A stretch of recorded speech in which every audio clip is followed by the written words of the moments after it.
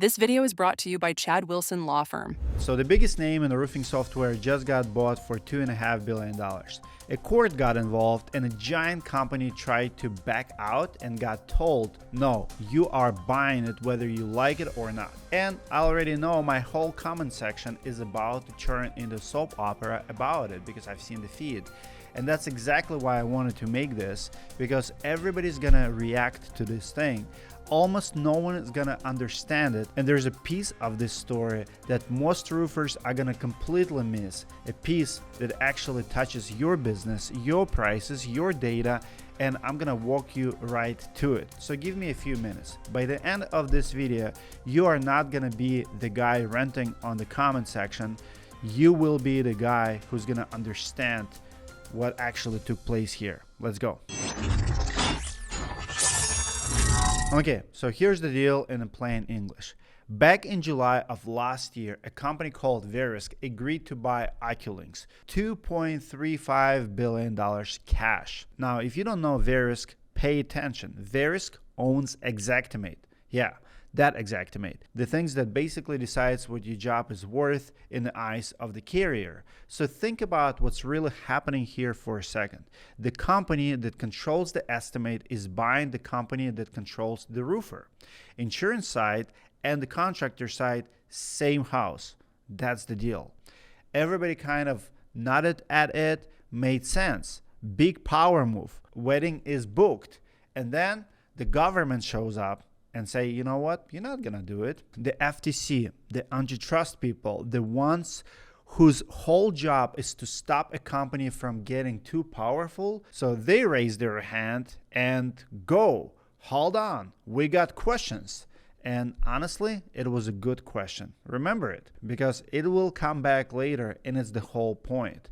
They basically asked, what happens when a company that owns the estimate also owns the roofer's software? Does the Verisk just wire Xactimate straight into AccuLynx and lock everyone else out? That's the legit question.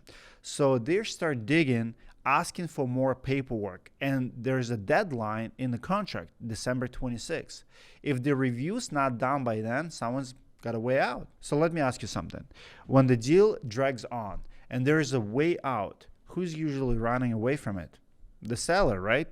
Cold feet wants their baby back. Not this time. This time it's backwards. December 26th comes, FTC is not done. Doors open, and the one who runs for it is Verisk, the buyer, the giant, the one with all the money, the one who chased this deal in the first place. They're the one trying to bail. I want you to think about it, because that's weird. It's like showing up to your own wedding and running out of the bag in the tux. They go, deals is off, regulators took too long, we're out. And everybody figured that that was it. Big guy walks, a little guy goes home sad. Except AccuLynx said, nah, we're not gonna accept it. Big storms mean new roofs to replace, but only if insurance pays up. We find insurance companies so your clients recover what they're owed. Because when they win, you win. Let's work together to anchor the scales for every homeowner you serve. AccuLynx takes the biggest data company in insurance to court in Delaware, and their arguments are very simple. You sign this, you don't just get to walk, and the only reason it stalled is because you let it stall. Hold that line. You let it stall because the judge is about to agree with them in the most brutal way possible. The judge, Bonnie David, comes back and it's not even close. She uses this thing called specific performance. Fancy term, here's what it means. The court doesn't just fine you. The court makes you actually go through with it, makes you buy the thing. A $2.5 billion thing you don't want anymore. And that's rare, by the way. Courts hate doing that, but she did it anyway. Then she says the part that really stinks, she rules that it was Verisk's own conduct that blew up the deadline. Read between the lines on that. The court basically found the giant slow walked its own deal to give itself an excuse to run, and she wasn't having it. So now they gotta try to close, they gotta pay damages plus interest. The escape plan did just fail. It blew up in their face. Now, let's talk about the twist that nobody expects. So the giant got humbled, fun story, whatever, but here's where it gets even more weird. You think that Wall Street was mad at Verisk for trying to bail, right? Nope, the opposite.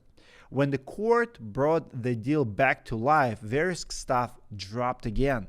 They lost over $1 billion in a one day. The analysts were actually hoping this deal would die. They wanted that money going somewhere else. So sit with that for a second. The buyer did not want it. The buyer's own investors didn't want it. The market punished them for being forced to buy it, which leaves one giant question just hanging in there. If nobody on the money side even wanted this thing, why fight the whole court war over it? Why is roofing software worth $2.5 billion? And that's right there is the real story. Because it was never about the software. The real story is the part that's actually about you. Remember that FTC question I told you to hang on to? Here it is again, except now from your side of the table. This deal was never about the prettier CRM. It's about data, your data. Every roof you sell, every material line, every labor rate, every margin you scratch and claw for, and every claim that lives in your CRM. Now, picture the company that owns your CRM being the same company that owns the estimating tool the insurance company is using, sitting on the carrier's data too. Whoever owns all three of these pieces owns the table that you are negotiating on. They know your numbers before you even open your mouth. That's the price. That's the $2.5 billion price. It's not software, it's leverage. Leverage over every claim you're ever gonna file. And that's the part not one roofing headline is telling you. Oh, and here's a kicker. You think court order ends it, right? It doesn't. The FTC is still not done. They can still block the whole thing. So as of right now, this deal is stuck in limbo. Court says close it. Government says maybe not, and nobody actually knows how it ends. But good news is you don't need to know how it ends to win from it. And that's what the rest of this is all about. Now, let me talk to you like a business owner. I could gossip about the corporate drama all day, but that's not why you follow me. There are real lessons in this thing, the kind of that actually put money in your pocket, so let's pull them out. Lesson number 1.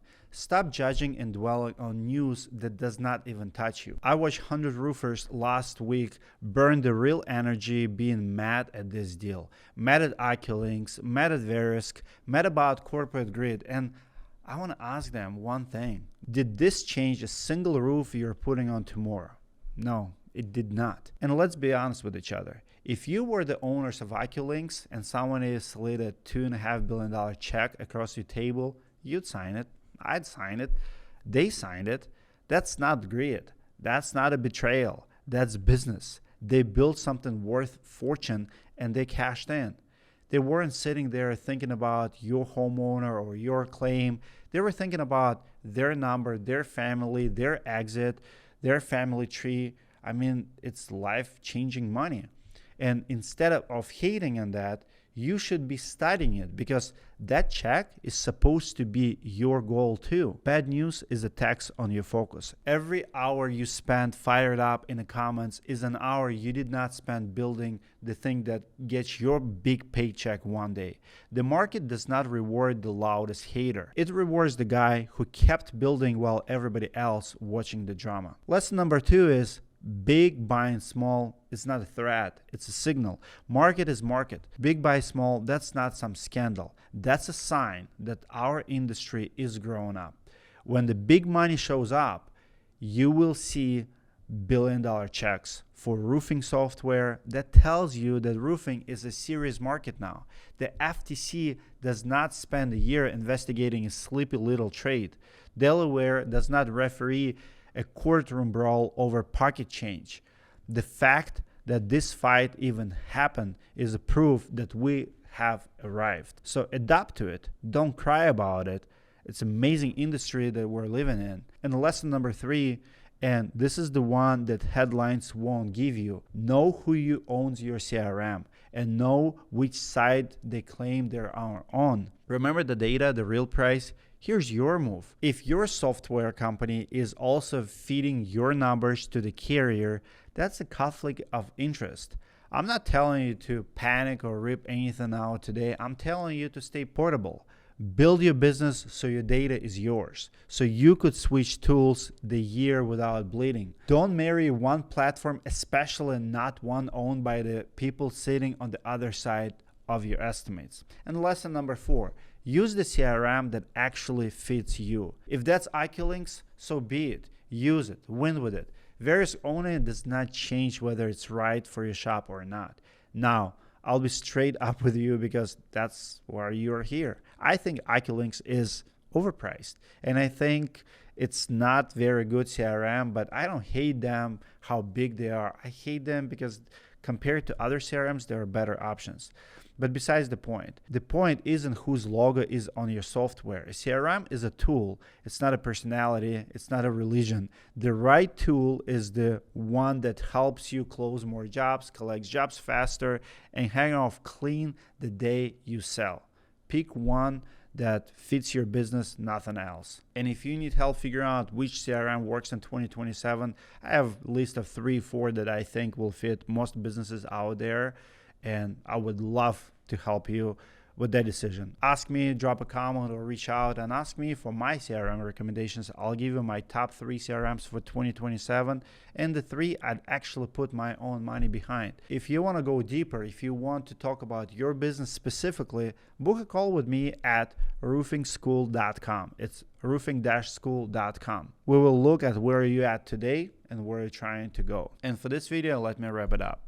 Giant just got forced by a court to spend $2.5 billion on our little industry. Industry is growing, market is big, future is bright. That courtroom fight just proved it. So here's the shift I want you to make. Stop being a hater, stop being a procrastinator. Don't build your business just to run it forever. Build it to sell it. Build it so one day someone slides you the check. That's what AccuLynx did. That's the game, and you can play it too. If you need help building something worth selling, reach out, and that's literally what we do here. Come on the way, and I'll see you guys in the next video.